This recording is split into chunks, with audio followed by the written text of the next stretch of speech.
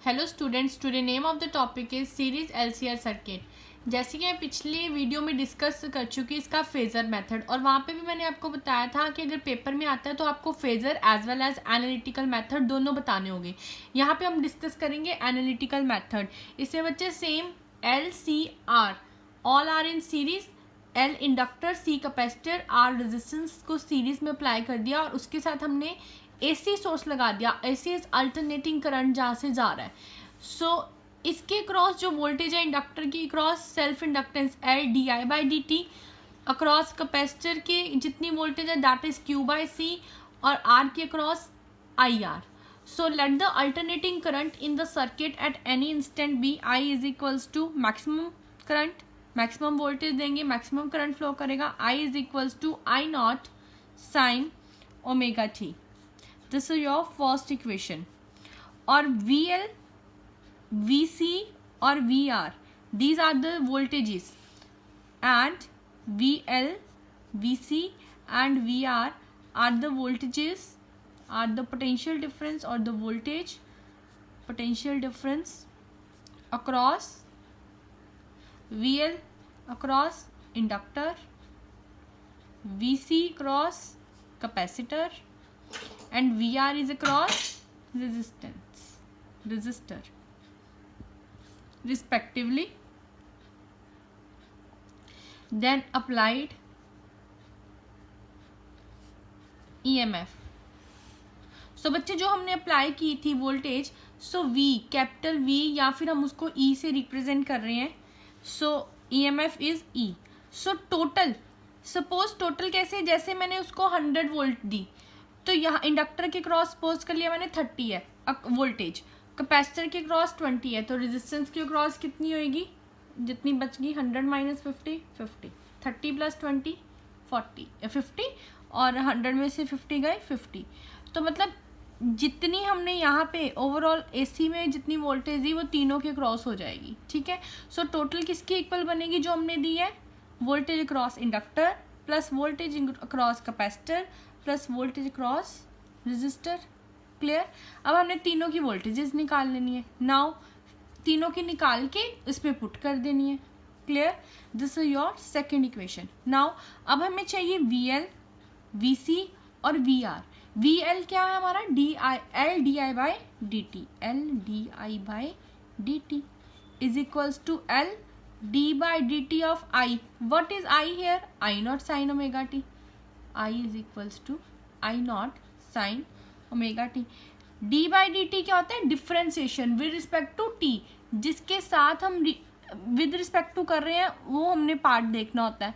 आई not हमारा बच्चे बाहर आ गया, कांस्टेंट है, एल भी बाहर था, और ये यहाँ पे साइन ओमेगा टी की डिफ्रेंसिएशन क्या होती है, cos omega T, cos omega T, और साथ में जो फंक्शन टी के साथ जो लगा होता है वो कांस्टेंट बाहर आ जाता है विद रिस्पेक्ट टू इसके साथ कर रहे हैं ना, ओमेगा टी, ओमेगा बाहर आ गया।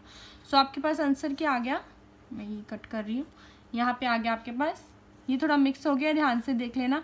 I naught L omega cos omega T, मैं फिर से रिपीट कर रही हूँ, L D by D T of I की वैल्यू पुट की, हमने डिफ्रेंशिएट किया, एल बाहर आ गया, आई नॉट भी बाहर आ गया क्योंकि हम डिफ्रेंशिएट कर रहे थे विद रिस्पेक्ट टू टी। तो साइन की आती है कॉज ओमेगा टी, साइन की डिफ्रेंसिएशन हो गई कॉज ओमेगा टी। ओमेगा किसके साथ लगा हुआ है, टी के साथ, रिस्पेक्ट टू टी कर रहे हैं, टी की 1 हो गई और ओमेगा बाहर आ गया। सो आपके पास ये वैल्यू आ गई आई नॉट एल ओमेगा। अब ये वोल्टेज किसके, वोल्टेज का कॉम्बिनेशन, मतलब हमने in the form of current निकाल लिया, आई नॉट करंट की फॉर्म में, आई नॉट होता है मैक्सिमम करंट। क्लियर। अब VL की वैल्यू आ गई, अब हमने किसकी निकालनी है, VC और VR की।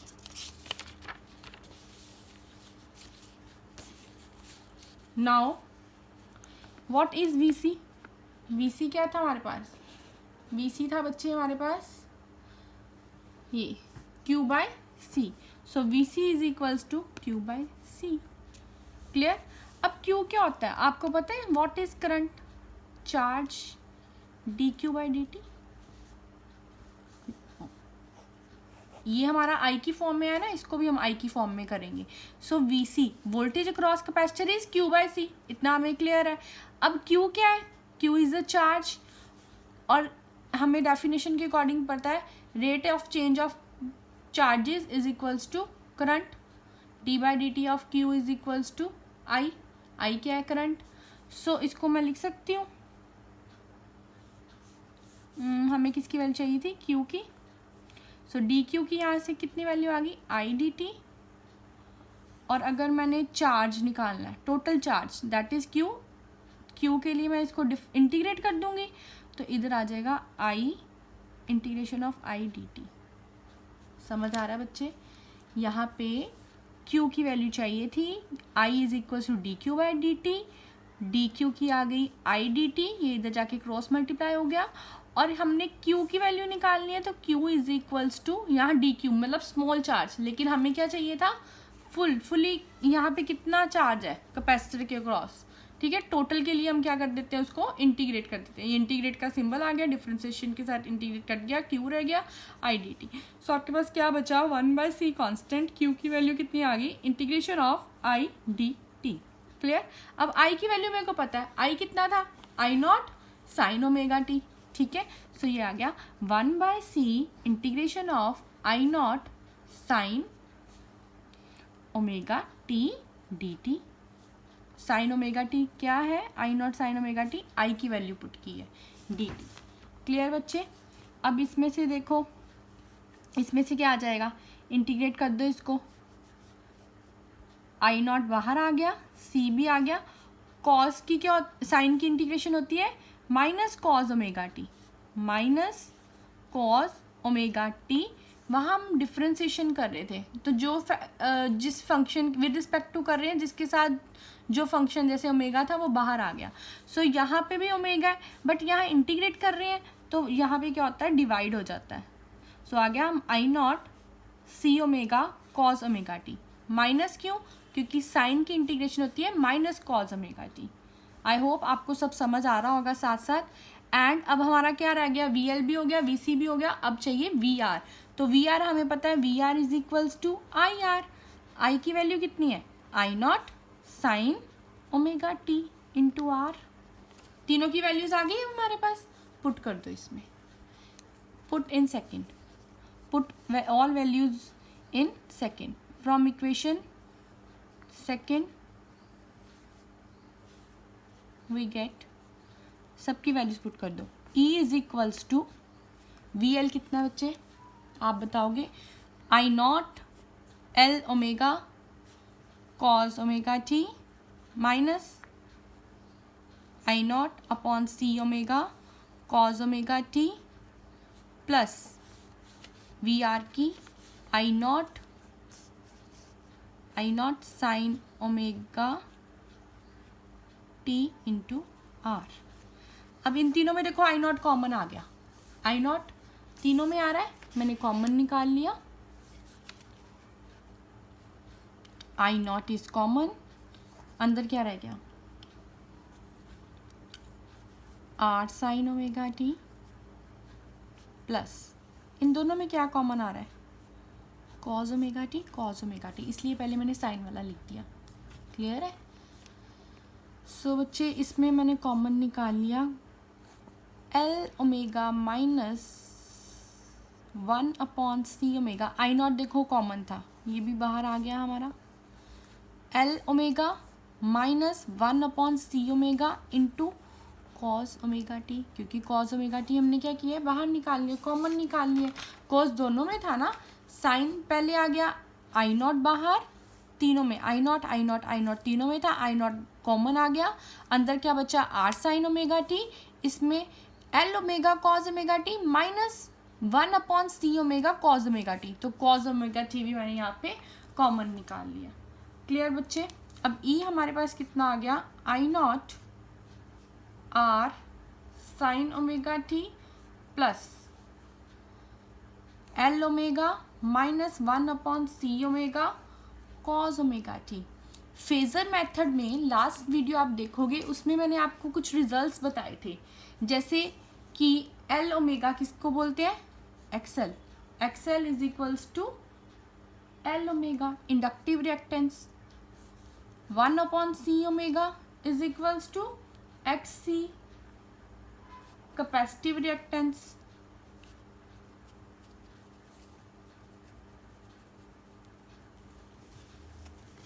याद आया कुछ? लास्ट लेक्चर देखना पड़ेगा बच्चे आपको.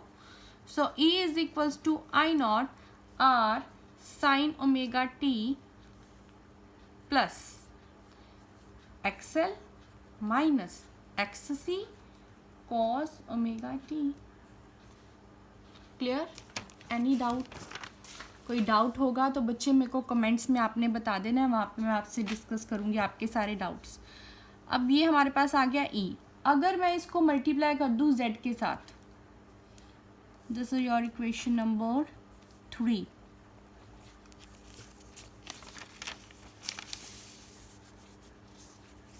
This is equation number 3. So E कितना आ गया हमारे पास? E is equals to I naught. अगर मैं बोलूँ multiply and divide right hand side by Z, इस इक्वेशन को, अकेली इस इक्वेशन को मैंने मल्टीप्लाई और डिवाइड कर दिया, क्योंकि अगर हम किसी भी फैक्टर को मल्टीप्लाई और डिवाइड करते हैं वो कट जाता है, तो इसलिए उसको किसी भी फैक्टर को हम मल्टीप्लाई एंड डिवाइड करवा सकते हैं. सो मैंने किसके साथ करवाया? Z के साथ. क्यों करवाया वो अभी आपको पता चल जाएगा. आई नॉट Z के साथ मल्टीप्लाई और Z के साथ ही डिवाइड करा दिया. डिवाइड कराऊंगी तो इस फैक्टर के साथ भी और इस फैक्टर के साथ भी. R by Z sine omega T plus XL minus XC upon Z cos omega T. Clear बच्चे? ये आपने पिछले फेजर मेथड में कुछ ऐसा किया था, जहाँ तक अगर आपको याद हो तो.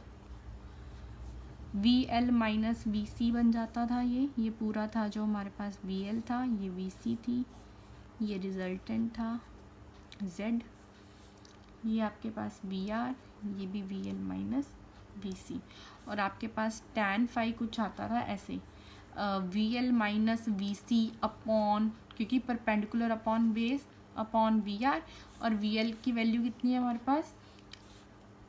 IXL minus IXC upon IR. फिर I कॉमन निकाल लेंगे, I कैंसल आउट हो जाएगा, तो you will get XL minus XC upon R.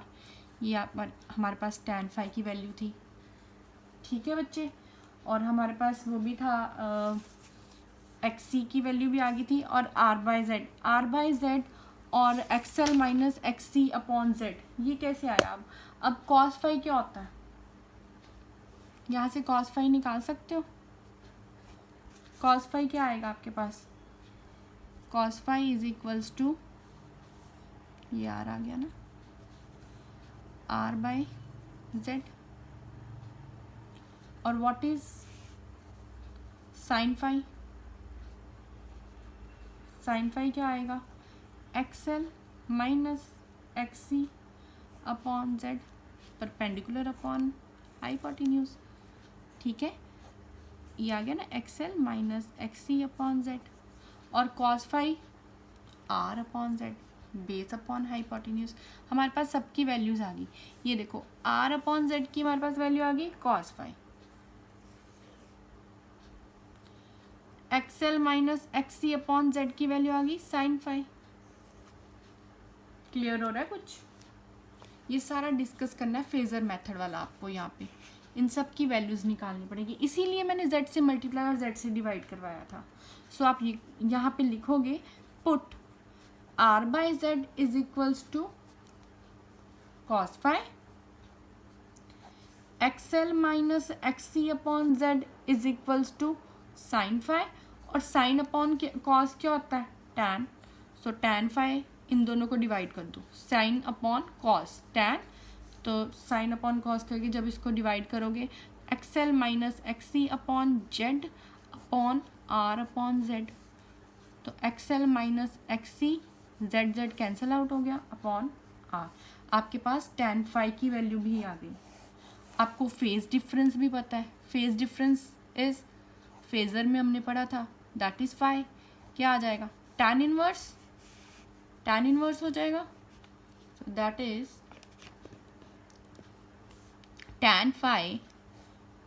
tan inverse, sorry, phi is equals to tan inverse XL minus XC upon R। Clear बच्चे? आपके पास ये थी इक्वेशन नंबर, इसको 4th मान लो।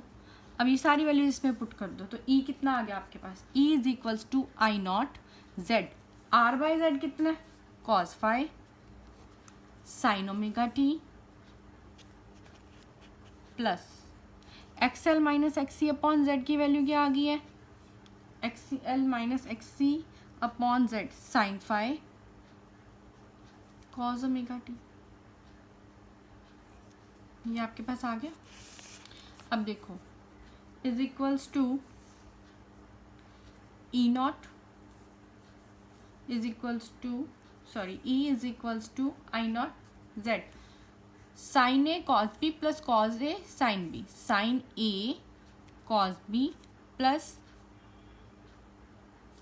Sign A cos B plus cos A sine B is equals to sine A plus B, so I naught Z sine omega T plus phi. But आपको पता है E is equals to E naught sine omega T plus phi. I naught जब current maximum है, EMF maximum होगी ना, यहाँ पे हमने अल्टरनेटिंग सोर्स पे दी थी ना, E is equals to E naught, E is equals to E naught sine omega T is equals to I naught sine omega T. So बच्चे E is equals to E naught sine omega T plus phi. E naught is this, इसको मैंने ऐसे लिख दिया, E is equals to E naught sine, क्योंकि I naught Z is the maximum value. ठीक है, I naught is the maximum. सो यहाँ पे मेरे पास आ गया E is equals to, this is your 5th equation, E is where E naught is equals to, E naught कितना आ गया आपके पास, ये तो हमने निकालनी थी, E naught is equals to I naught into Z। ठीक है, E is equal to E naught sine omega T plus five लिख दिया इसको, और E नॉट किसके इक्वल आ गया? I naught Z। ये क्या है हमारे पास? विच रिप्रेजेंट्स, क्या रिप्रेजेंट कर रही है?